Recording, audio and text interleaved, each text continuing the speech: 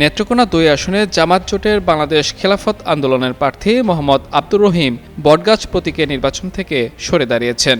সোমবার দুপুরে নেত্রকোনা জেলা প্রেসক্লাব মিলনায়তনে সংবাদ সম্মেলনে নির্বাচন থেকে সরে দাঁড়ানোর ঘোষণা দেন গাজী আব্দুর রহিম। তিনি বলেন, আকিজ নিয়ে এলো বিশ্বমানের বেবি ডায়াপার মাম্মাম, কটনে সফট ম্যাটেরিয়াল, বাবুকে দেবে rash free super comfort. July অভ্যুত্থানের ফসল হিসেবে মানুষ সবাইকে ঐক্যবদ্ধ দেখতে চায়। 10 দলীয় জোটে জামাত ইসলামী আসন ভাগাভাগি করে মুনাফিকি করেছে। এলাকার উন্নয়নের স্বার্থে আমি বিএনপির মনোনীত প্রার্থী অধ্যাপক আনোয়ারুল হককে সমর্থন জানিয়ে সরে দাঁড়ালাম। আমার সংগঠনের নেতাকর্মীদের ধানের শীষের মনোনীত প্রার্থীকে ভোট দেওয়ার আহ্বান জানাচ্ছি। আশা করছি তিনি নির্বাচিত হয়ে এলাকার উন্নয়নে কাজ করবেন।